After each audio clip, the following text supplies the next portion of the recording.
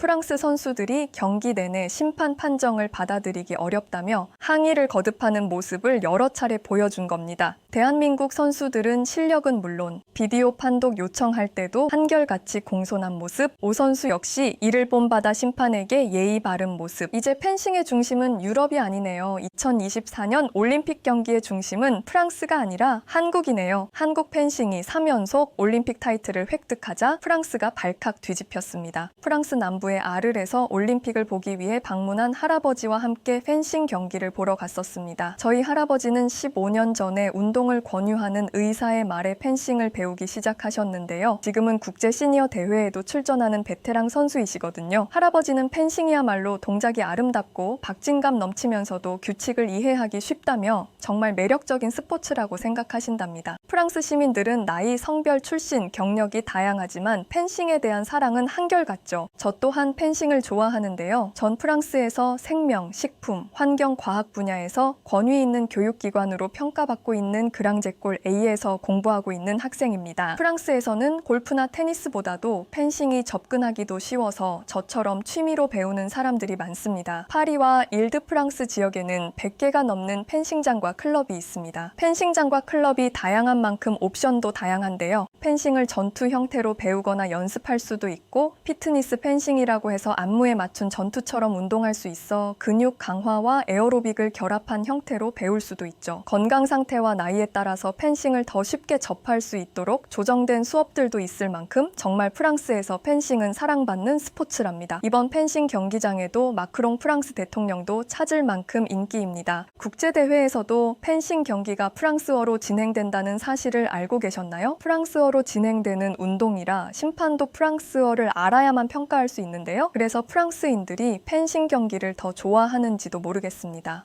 프랑스에서 올림픽 메달을 5개나 안긴 펜싱의 전설 플레세콜로비크는 프랑스 체육부 장관까지 지낼 만큼 펜싱의 위상은 매우 높답니다. 사실 저는 처음부터 펜싱을 좋아하지는 않았습니다. 펜싱이 우아하고 고급스러워 보이긴 하지만 운동이 될까 싶었고 쉬운 운동 같지 않았거든요. 개념을 잡는데도 시간이 오래 걸리고 외워야 할 것도 많다고 해서 복잡한 운동이라고 생각했습니다. 할아버지는 제게 펜싱에 대한 이야기를 들려주셨는데요. 과거에는 도로의 폭도 지금보다 훨씬 좁고 하수 처리 시설도 제대로 갖춰지지 않았던 시절, 길은 미끄럽고 냄새나는 오물투성이었다고 합니다. 당시 귀족들은 검을 차고 다녔는데요. 돈이 많은 귀족일수록 손잡이가 화려한 검을 차고 다녔습니다. 하지만 길이 좁다 보니 길을 지나다 검에 손잡이가 부딪히는 경우가 많았고 이게 발단이 되어 결투까지 하는 경우가 잦았다고 해요. 먼저 사과하면 될 것을 참 쓸데없이 콧대만 높은 귀족들의 행동이죠. 결투가 시작되면 좁은 길을 피스트 삼아 거리를 재며 상대를 찌를 준비를 했는데요. 검을 크게 휘두르면 구경꾼이 다칠 수도 있고 근처의 빨래줄에 검이 걸려 아무것도 못하고 죽임을 당할 수도 있었다고 합니다. 그래서 좁은 공간에서 확실하게 상대방을 제압하기 위해 찌르기만 허용하게 되었다고 해요. 그런데 워낙 찌르기 속도가 빠르다 보니 둘 다 찌르고 죽어버리는 경우도 많았다고 합니다. 그 시절에는 항생제가 개발되기 전이라 더러운 칼의 목 아래부터 배꼽 사이를 찔리면 고열을 앓다가 일주일 내에 사망하는 경우도 많았습니다. 귀족의 자식들이 이런 일로 죽는 것을 막기 위해 검 끝에 솜을 달았고 단번에 상대를 죽일 수 있는 부위만 찌르도록 하였죠. 한쪽이 공격을 하면 한쪽은 반드시 수비를 하는 결투용 검술이 만들어졌고 지금의 플러레가 되었죠. 이 때문에 동시에 찔러도 한 사람만 득점을 인정하거나 둘 다 무효로 하는 규칙도 생겨난 거죠. 펜싱에 대한 이야기를 듣다 보니 흥미가 생기더군요. 그렇게 펜싱을 배우기 시작한 지 벌써 2년이 지났습니다. 제가 생각하기에 펜싱은 신체뿐만 아니라 정신력이 강해야 승리할 수 있어 더 매력적인 것 같습니다. 현대 펜싱은 전기 장비가 도입되어 판정에서 전기 신호가 차지하는 비율이 절대적으로 높아졌지만 과거에는 패배를 인정해야지만 득점을 할 수 있었습니다. 패자의 승복만이 승자를 만들어주다니 이 얼마나 예의가 있는 검술인가요? 전 펜싱을 점점 좋아하게 되었습니다. 할아버지는 저보다 더 광팬이신데요. 모든 펜싱 경기 결승전을 직관하고 싶어 하셨습니다. 에페 여자 개인전 결승도 보고 싶어 하셨는데 표가 비싸기도 하고 구하기가 경기가 너무 어려워서 TV로 관람하시면서도 아쉬워하셨습니다. 아무튼 이번 남자 사브르 티켓을 어렵게 예매해서 할아버지를 모시고 경기장을 찾았는데요. 온 가족이 올림픽 경기장을 찾아 응원하는 것도 무척 기대가 되었습니다. 한국과 프랑스의 경기여서 더 설레었는데요. 한국이 박상원 선수의 활약에 힘입어 캐나다를 완파했고 준결승에서 프랑스를 제압하는 것을 보았고 헝가리와 결승전에서 개인전 금메달도 오 선수가 활약하는 것을 보았기 때문이었습니다. 최근에 세계 랭킹 4위이긴 했지만 펜싱의 종주국이자 홈인데 누가 봐도 프랑스 선수들에게 유리한 경기일 테지만 한국이 떠오르는 강국이라서 긴장이 되었습니다. 드디어 경기가 시작되었고 파리 관중들의 응원 열기가 펜싱 경기장에서는 뜨겁다 못해 불타오를 지경이었습니다. 경기장에서 프랑스 선수가 득점이라도 올리면 함성이 어마어마했습니다. 한국은 3라운드까지 15대 7로 무려 8점이나 앞서갔지만 경기 막판 홈팬들의 응원을 등에 업고 프랑스가 맹추격을 하기 시작했습니다. 경기 직캠 같은 걸 보신 분들은 아시겠지만 정말 프랑스 응원이 압도적이었습니다. 축구 경기장 열기 못지않을 정도였죠. 8라운드에서 아피티에가 10점을 올리며 맹추격하자 경기장은 더 뜨거워졌습니다. 하지만 박상원 선수는 평정심을 찾고 흔들리지 않더라고요. 그리고 마지막 5점을 더 내고 흐름을 끊고 마지막 라운드가 시작되었죠. 할아버지는 프랑스가 금메달을 딸 거라며 엄청 흥분하시더군요. 저도 그랬으면 했지만 실력을 보니 한국 선수들이 정말 만만치 않더라고요. 프랑스 홈팬들의 응원과 함성은 정말 경기장을 흔들 정도였습니다. 프랑스 선수들의 기세도 엄청나고요. 하지만 한국을 이기기에는 역부족이었습니다. 오 선수가 등장했는데요. 할아버지는 한국의 펜싱 괴물이라며 실력이 뛰어나다고 하더군요. 저는 얼마나 잘하길래 펜싱 괴물이라고 하실까 했는데 정말 차분하게 경기를 마무리하는 모습이었습니다. 관객들의 일방적인 응원에 압도되고 야유를 보내는 소리에 흔들릴 법도 한데 어쩌면 저렇게 평정심을 유지할 수 있을지 신기했습니다. 한국팀을 어벤져스, 아니 펜싱에 펜을 붙여 어펜져스라고 부른다고 하더니 정말 그럴만합니다. 나중에 기사를 보니 프랑스 남자팀은 세계 1위를 상대로 아무것도 할 수 없었다는 기사를 썼더군요. 개인전에서 우승한 오 선수는 수준이 너무 높아 프랑스 팀을 압도했다고 했습니다. 제가 보기에도 수준이 다르다고 느꼈고 괜히 금메달을 따는 게 아니구나 하고 생각 들었습니다. 그런데 응원하던 옆에 아저씨는 심판이 너무 한국에만 유리하게 판정을 한다며 분노하더군요. 전 딱히 크게 심판의 판정이 문제가 된 것 같지 않았는데 말이죠. 9,000명이 넘는 관중들도 너무 흥분했는지 한국 선수들을 향해 야유를 보내더군요. 프랑스가 너무 밀리니 선수들의 집중을 흐트러뜨리려고 그런 걸까요? 프랑스 선수들이 경기 내내 심판의 판정에 강하게 불만을 드러내 더 그랬을 겁니다. 선수들은 심판에게 거친 말투와 몸짓으로 항의하거나 손짓으로 심판을 불러 따로 항해 타임을 가질 때도 너무 격하게 감정을 표현하더군요. 심지어 경기가 끝난 뒤에도 심판을 향해 손가락질을 하는 등 매너 없는 행동을 해 눈살을 찌푸리게 만들었습니다. 카메라에 포착되었으면 전 세계적으로 망신일 것 같아요. 할아버지도 프랑스 선수들이 너무 감정적이라며 차분해져야 한다고 했습니다. 그러던 중 한국 선수들의 모습이 눈에 들어왔습니다. 한국 선수들은 이런 분위기에서도 냉정함을 찾고 더 차분하게 경기에 참여하더군요. 3바우트에서 구 선수가 공격을 시도하다 발이 꼬여 앞으로 넘어지는 상황이 발생했습니다. 일부 관중들이 기다렸다는 듯 야유를 퍼부었는데요. 그런데 이때 구 선수가 마스크를 벗자 갑자기 야유 소리가 줄어들었습니다. 어머, 전 이유를 알 것 같았습니다. 마스크를 벗은 한국 선수의 외모가 너무 멋있었기 때문입니다. 구봉길 선수뿐만 아니었습니다. 한국 선수들이 땀을 닦으려고 마스크를 벗을 때마다 순간 이목이 집중되는 건 제 기분 탓만은 아닐 겁니다. 특히 오 선수가 마스크를 벗었을 때 프랑스 여자 관객들은 야유가 아닌 환호를 보내더군요. 실력만큼이나 멋진 외모라니요. 지난번에는 김준호 선수가 인기더니 한국 선수들은 어쩜 이리 훈훈한 외모를 가지고 있나요? 올림픽의 새로운 인기 스타가 될 것 같습니다. 오 선수는 금메달을 땄던 개인전 결승에서 넘어진 상대 선수에게 손을 내밀어 도움을 준 장면이 화제가 되었었는데요. 올림픽 정신에 걸맞는 품격 있는 모습이라 정말 더 멋졌죠. 긴박한 순간에도 품격 있고 배려 있는 모습이라니 말이죠. 오 선수만이 아니었습니다. 구 선수는 경기 내내 심판을 향해 엄지손가락을 치켜쓰며 심판을 존중하는 모습이었고 비디오 판독을 요청할 때도 몸을 최대한 낮추는 공손한 태도였습니다. 보호구까지 벗어 젖히며 매우 예의 바르게 행동했죠. 프랑스 선수들의 감정적인 행동과는 너무 상반되어 보였습니다. 프랑스 선수들은 자신들의 홈인 것을 너무 인식한 나머지 심판의 판정을 인정하지 않고 계속 따졌고 공격적인 제스처를 보이거나 심판을 노려보는 행동을 했습니다. 할아버지도 이 점을 느끼셨는지 한국 선수들의 행동이 펜싱 선수다운 기품 있는 행동이라고 하시더라고요. 오늘 프랑스 선수들은 아마 쉽게 잠들지 못할 거라고 했습니다. 제가 아쉽게 져서 그런 건지 묻자 할아버지는 고개를 저으시더라고요. 펜싱처럼 1대1로 겨루는 스포츠에서는 무조건 한 사람은 지고 한 사람은 이기는, 다시 말해 반드시 패자가 생길 수밖에 없다고 이야기하셨습니다. 단 한 번도 패배를 경험하지 않은 사람이 없다는 것이죠. 실력을 쌓기 위해서는 무척이나 많은 패배를 경험하는데 이 지는 과정에서도 예의 바르게 지는 방법을 배웠어야 했다고 했습니다.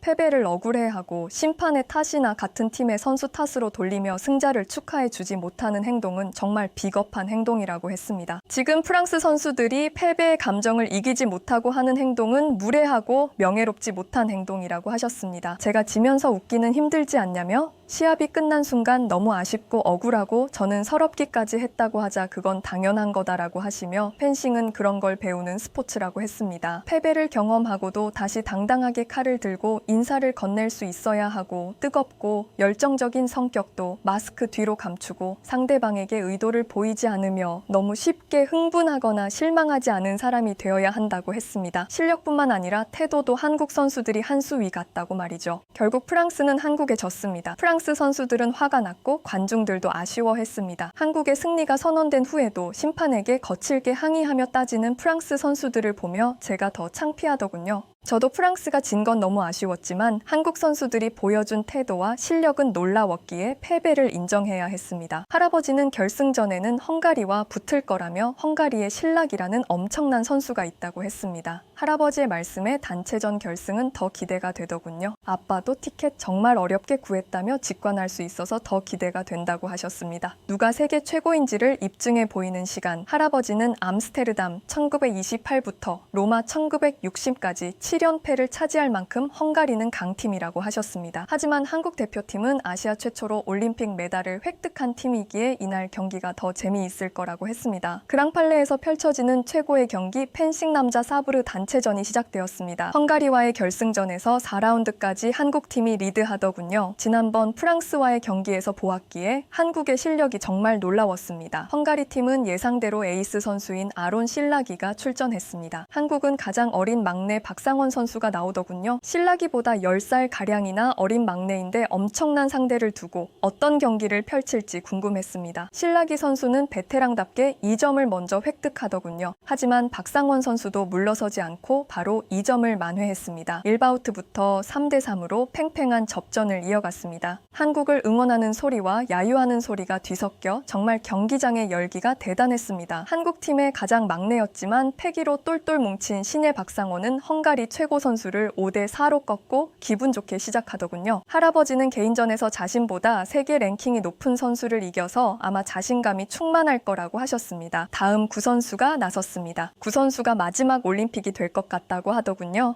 전 구 선수의 품격 있는 모습이 너무 인상적이었습니다. 경기 내내 구 선수는 때로는 몸과 자세를 낮추고 고개를 숙이거나 하며 예의를 표했고 항의 중에도 심판의 말을 끝까지 듣는 모습이었습니다. 실력도 멋지지만 멋진 모습에 반하지 않을 수 없더군요. 오 선수의 공격이 초반에는 잘 먹히지 않더라고요. 그래도 다행히 선방하고 다음 선수가 올라왔습니다. 30대 29로 근소하게 앞서 나갔고 7라운드에 들어섰습니다. 이때 한국 코치진에서 선수 교체가 일어났습니다. 구봉길 선수와 도경동 선수를 교체한 것인데요. 할아버지는 중요한 순간에 베테랑 주장이 아닌 신인 도경동을 올리는 건 모험이라고 하셨습니다. 하지만 도경동 선수는 깔끔하게 본인의 첫 올림픽 득점을 이뤄내더군요. 연이어 빠르고 깔끔한 플레이로 연속 4득점을 이뤄내며 단 한순간에 본인의 무대로 만들어버렸습니다. 발과 손이 무척이나 빠른 한국 선수들이었습니다. 마지막 오상욱 선수의 경기는 정말 끝까지 긴장을 놓을 수 없을 만큼 헝가리 선수들도 집중하여 따라가는 모습이었습니다. 치열한 접전 끝에 마침내 한국이 우승했습니다. 유럽팀들의 홈이나 마찬가지였지만 이제는 한국이 새로운 펜싱 강국임을 드러내는 경기였습니다. 전 금메달 시상식 때 도경동 선수만 다른 선수와 다르게 경례를 하는 것을 발견하고 궁금해서 검색해 보았는데요. 도경동 선수는 지금 대한민국에서 군인으로 있어 저렇게 다른 모습으로 거수 경례를 한 거라고 했습니다. 오, 저 모습마저 멋져 보이네요. 저는 경기장에서 나오며 아시아의 한국이 왜 이리 펜싱의 강국이 된 건지 궁금하다고 했습니다. 그러자 아빠는 안 그래도 이번 대회에서 한국이 금메달을 딴 종목들이 다 활, 총, 칼을 사용하는 종목이라며 이걸 어떻게 설명해야 할지 모르겠다며 흥미로워했습니다. 전 집으로 돌아와 한국 선수들의 훈련 과정을 찾아보았는데요. 한국의 양궁은 매년 선발전을 치러 남녀 각각 8명씩 뽑고 이 8명을 다시 2번의 평가전을 치러 상위 3명을 선발한다고 합니다. 쉽게 말해 양궁 국가대표가 되려면 5번의 혹독한 시험을 치러야 하는 거죠. 훈련 과정도 국제대회를 앞두고는 집중하기 어려운 야구장이나 축구장에서 적응 훈련을 하고 최근에는 AI 슈팅 로봇도 훈련에 도입했다고 합니다. 전 AI 기술까지 접목해서 너무 놀랐는데요. 이 로봇이 바람의 방향과 세기를 파악해 선수들의 집중력과 평정심을 최대치로 끌어올려준다고 했습니다. 거기에 알고 보니 옛날부터 총이나 활, 칼을 잘 다루던 민족이더군요. 이런 DNA도 영향이 있나 하는 생각이 들었습니다. 타고난 DNA의 체계적인 평가와 훈련이 실력을 만든 거겠죠. 양궁에서뿐만 아니라 펜싱에서도 이와 같이 공정한 선발과 체계적이고 과학적인 훈련 그리고 한 기업의 엄청난 지원이 힘이 되었을 것 같습니다.